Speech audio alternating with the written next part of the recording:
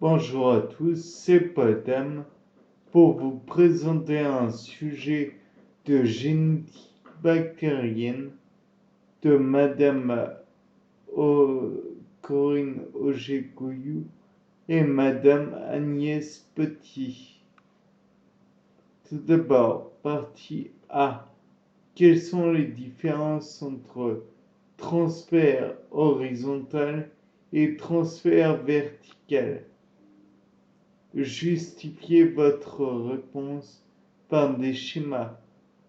Tout d'abord, horizontal, passage d'ADN d'une bactérie à une autre par transformation, transduction ou conjugaison. Variabilité par confrontation de deux parties de génome, celle de la donatrice et celle de la réceptrice. Verticale, variabilité sans confrontation de génome, mutation inhérente à des erreurs de réplication, par exemple par Pol III. Dans quel mécanisme de transfert horizontal est impliqué le facteur F?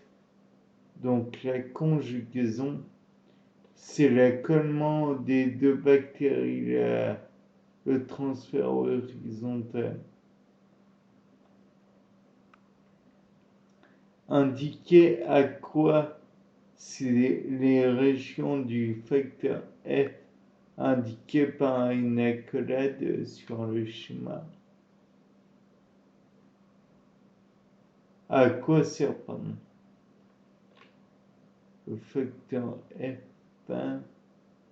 Donc, accolage orité tra plus correspond au locus qui contrôle la conjugaison. Orité est l'origine de transfert.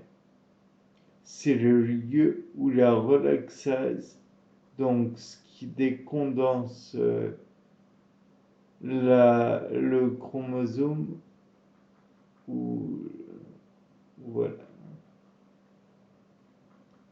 coupe un brin d'ADN pour former le relaxosome qui entraînera l'ADN simple brin dans la réceptrice.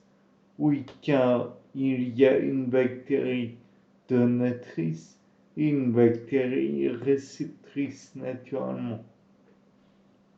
Orité est défini le sens du transfert. Tra plus montre que F est autoconjugatif. On distingue deux zones. La zone DTR qui fabrique notamment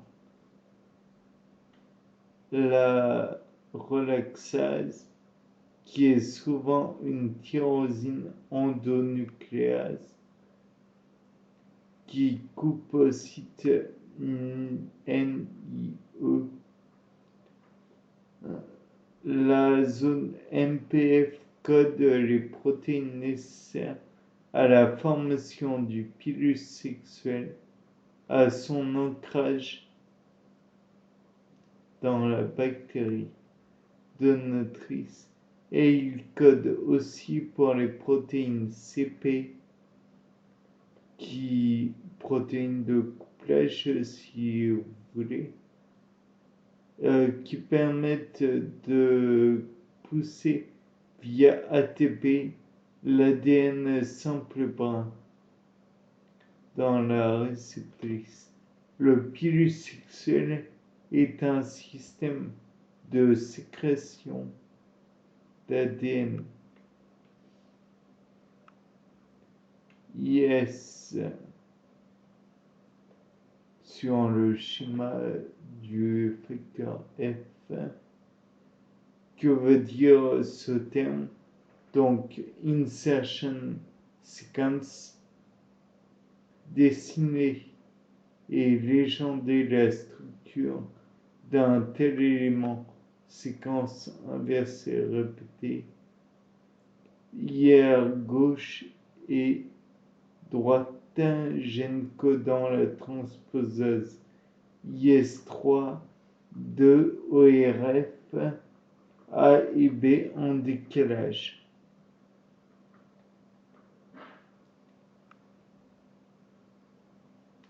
Donc là, on a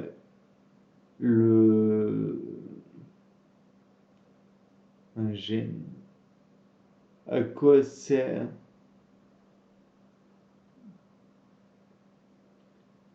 avec A, le facteur F vient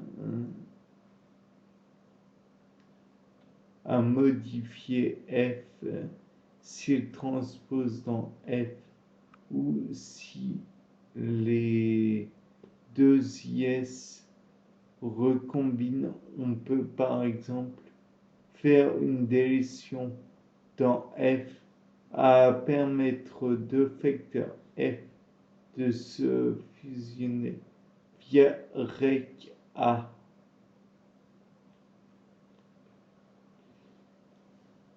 Par la suite,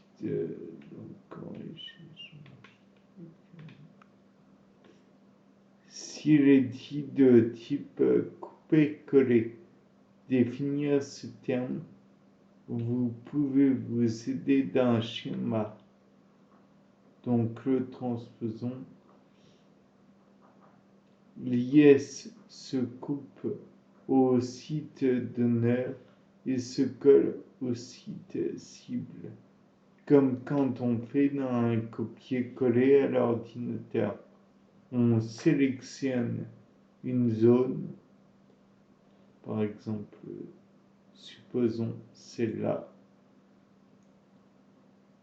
Comme vous pouvez le voir, j'ai fait une petite zone bleue. Et donc couper, bien que là il y ait copié uniquement. Donc on fait couper, copier, et on va aller ailleurs. Supposons un traitement de texte.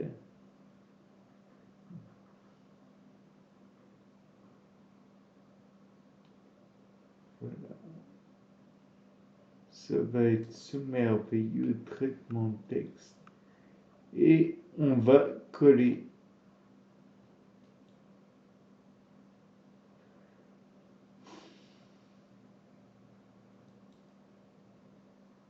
Voilà. Donc j'ai carrément déplacé une partie de ce gène. J'ai effectué le travail de la transposase.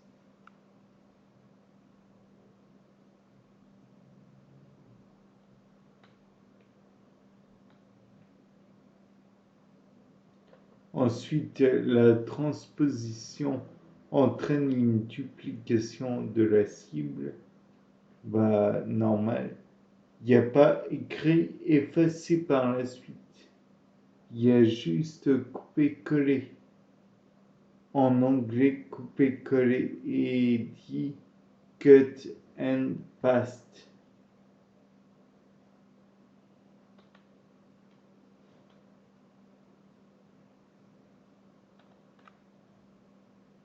Avez-vous une hypothèse pour expliquer pourquoi il peut être présent en plusieurs exemplaires dans un plasmide et dans le chromosome bactérien?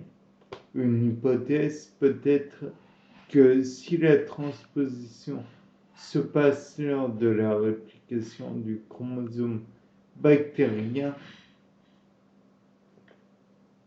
des copies peuvent se faire, d'autant plus que si la bactérie se réplique fortement. Plusieurs copies initiées du chromosome peuvent être présentes. Pour les plasmides, Beaucoup d'entre eux existent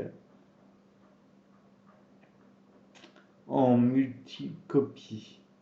Bonus à traiter si en fin d'examen vous avez le temps. Ça ne vous enlèvera rien, mais ça peut que être utile. Vous lisez dans un article que l'IS, donc la section intercalée, je crois, a fait une mutation polaire dans le génome. Qu'est-ce que cela veut dire? Une mutation polaire a une action au-delà de son site de mutation. Elle peut avoir un effet en amont, mais plus souvent en aval. Par exemple, si une IS s'insère dans le gène numéro 1 d'un opéron, ce gène est inactivé. Exemple, si l'IS au site d'intégration crée une zone promotrice, les séquences géniques en aval peuvent être transcrites. Partie B. Qu'entend-on par topologie de l'ADN bactérien? L'étude du repliement dans l'espace de l'ADN donc c'était la réponse, hein. L'étude du repliement dans l'espace de l'ADN. L'ADN bactérien peut être super enroulé, relâché ou linéaire. Il est normalement replié sous forme plectonymique, alors que celui des eucaryotes est toroïdal. Quelles sont les deux grandes modifications de la topologie de l'ADN dans les bactéries?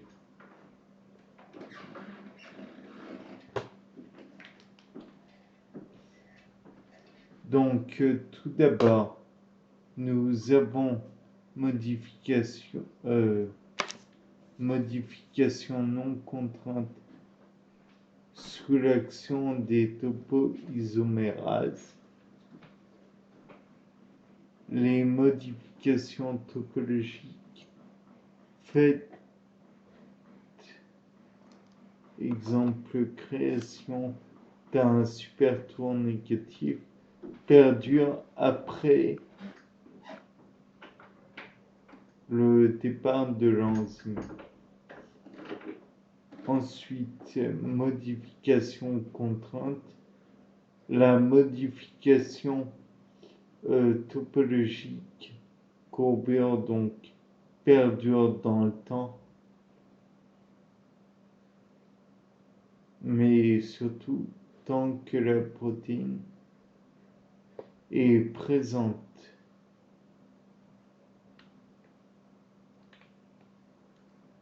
Par la suite, à quoi ces deux grandes modifications sont-elles liées? À des protéines avec ou non-activité ou non d'activité enzymatique. Les topoisomérases de type 1 et 2, les condensines MUC-B, les NAP pour nucléoïdes associated proteins, ce sont des histones-like comme H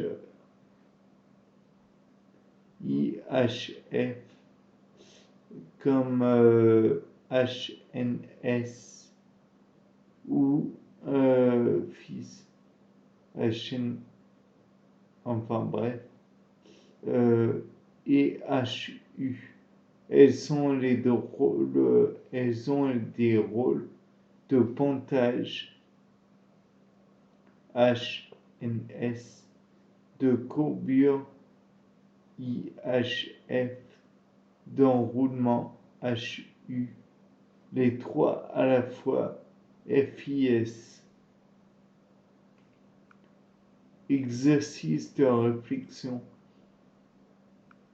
issu de la publication de Dorman et al. 2013, Pioche Soc Trans. Ces auteurs étudient les lots de pathogénicité de Salmonella enterica, ILO SPI, que cette espèce a acquis dans son chromosome par transfert horizontal. Il se demande notamment si les gènes de cet îlot peuvent être sensibles aux mêmes changements topologiques que l'ADN que les gènes normaux, entre guillemets, gène corps ou gène ancestral de cette espèce. Pour cela, il réalise des expériences in vitro à partir d'ADN plasmidique recombinant. Elles sont récapitulées et décrites dans la figure suivante que je vais m'en présenter.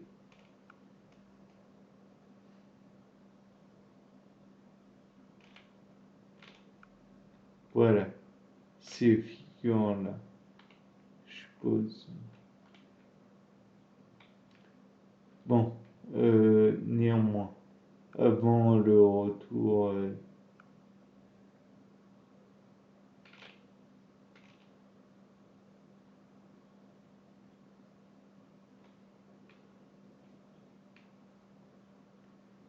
alors, tout d'abord, titre, liaison des trois protéines FIS, HNS et OMP-R sur les promoteurs de trois gènes, OMP-R, IN2D et SSRA de Salmonella, selon la topologie de l'ADN.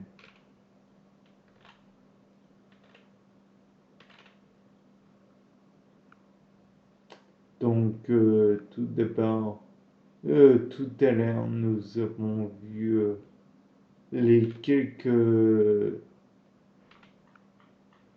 gènes impliqués. Donc, tout d'abord, voici une récapitulation.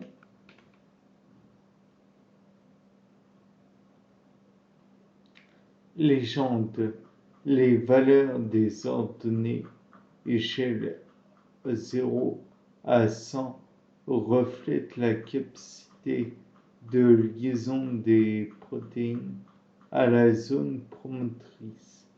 Les trois gènes testés, les gènes INLD et SSRA, sont spécifiques à l'îlot de pathogénicité SPI et contrôlent l'expression de sa virulence. Le gène OMP-R est un gène corps de Salmonella. Il code pour une porine qui est importante chez les entérobactéries pour réguler leur osmolarité sur l'ADN plasmidique recombinant ou des histogrammes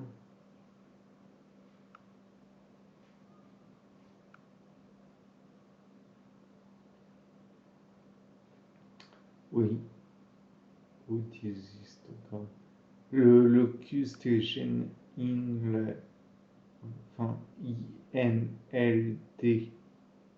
et SSRA et OMPR est toujours le même comme l'indique la flèche noire, symbole du promoteur de chacun des gènes. Donc, est-ce que j'ai besoin de montrer? Voilà. Il y en a un là et un là. P comme promoteur. Dans chaque histogramme, les protéines testées pour leur liaison au promoteur sont toujours dans le même ordre, à savoir FIS, HNS, OMP-R, FIS et HNS. FIS et HNS en haut de la figure.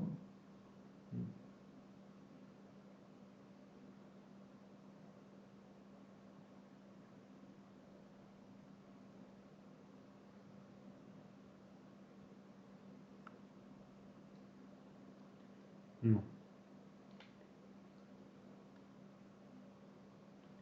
Comme on perd, sont les protéines codées par le génome corps de toutes les entérobactéries. La topologie de l'ADN dans les expériences est mentionnée en haut de la figure, partie gauche, ADN sous forme de supertour négatif, partie droite, ADN sous forme relâchée.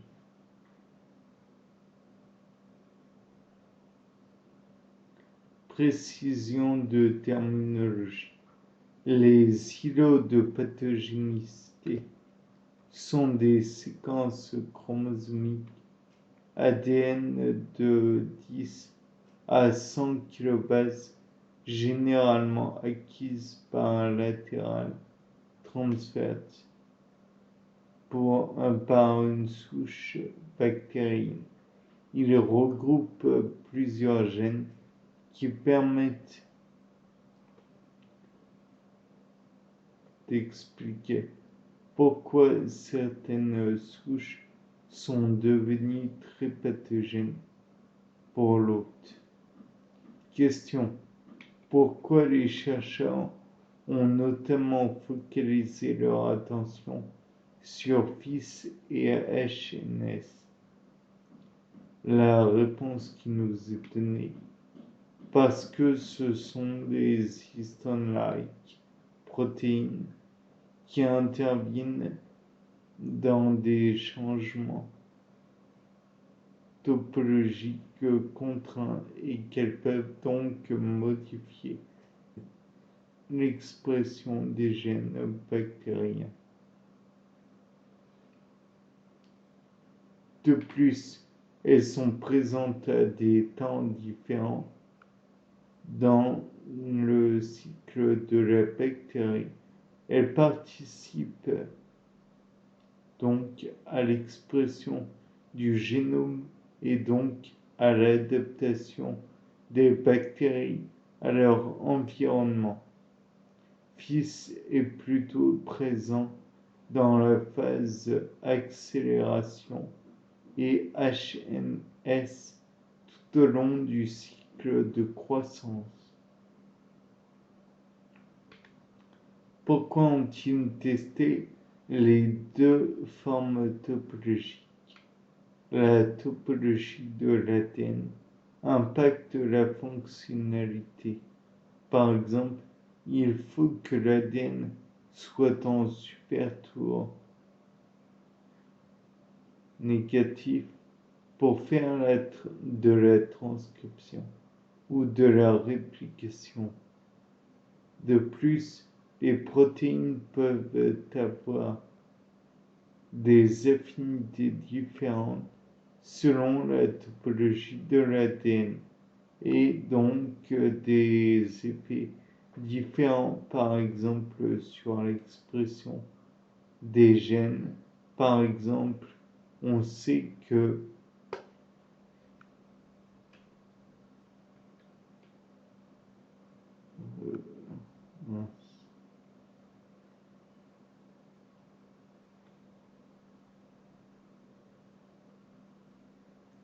par exemple, on sait qu'en phase stationnaire, l'ADN est moins condensé qu'en phase exponentielle de croissance. Qu'en concluez-vous? On voit que HNS lit toujours de la même manière l'ADN relâché ou enroulé et ce quel que soit le promoteur.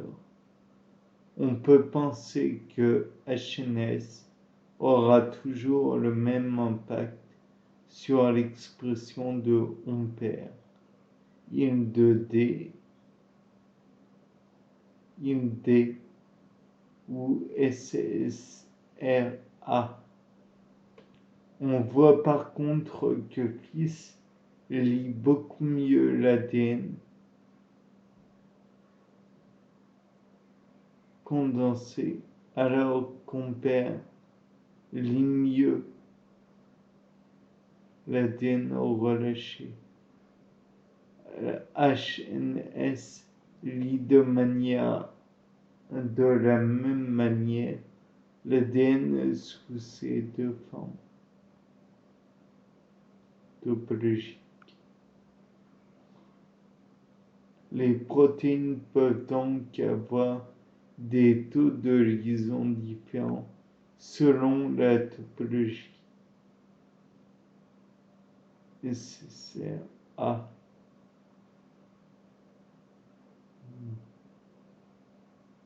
On peut penser que FIS et Ampère vont pouvoir réguler l'expression des gènes Ampère et NIL-D et SSRA. Leur expression sera donc peut-être opposée l'une à l'autre. Exemple, quand Ampère forte SSRA ou NIL-D faible. FIS et Ampère peuvent participer à l'adaptation de la bactérie à son niveau de virulence dans l'hôte. L'expérience montre qu'un gène acquis par Salmonella par latéral transfert peut subir les mêmes types de régulation topologique qu'un gène corps. On note que HNS lit mieux les gènes HILD, IND, et SSRA que le gène Ampère, quelle que soit la compaction de l'ADN, une nappe NANP corps peut donc influer sur l'expression des gènes acquis alors qu'elle pourra ne pas avoir sur un gène corps. comparaison de HNS et Ampère. Bien, en espérant que cette lecture n'a pas été cette lecture et cet apprentissage n'ont pas été trop pénibles. Je vous souhaite une bonne fin de journée. Au revoir.